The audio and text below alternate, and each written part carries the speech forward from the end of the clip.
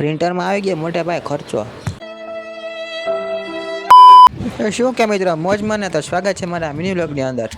તમને એમ થતું છે એટલે બધો વહેલો કેમ દુકાને હોય હતો, કારણ કે ભાઈ આપણો આગળનો વ્લોગ તમે જોયો તમને ખબર જ હશે.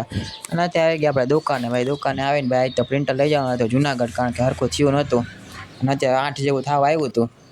તો પહેલાં તમે દીવાબત્તી કરી લઈ, દીવાબત્તી કરીને હજી મેં કીધું 2-3 ટ્રાય મારી લઈ, મેં કદાચ થઈ જાય. તમે હેડ ક્લીન ને બધું કરી લઈ.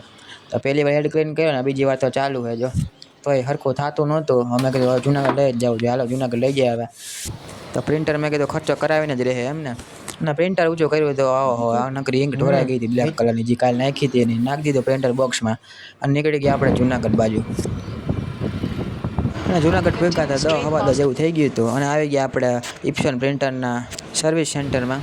અને અહીં નકરા ભાઈ પ્રિન્ટર રાખ્યા હતા અને આપણે પ્રિન્ટરનું કામ કરી દીધું ચાલુ, ઓપરેશન કરી દીધું ચાલુ. જો ઓપરેશન થાય છે બિચારાનું. અને અડધી કલાક થઈ હતા, હેડ બેડ બધું નાખી દીધું ને 5200 રૂપિયાનો ખર્ચો કરાવ્યો પ્રિન્ટર.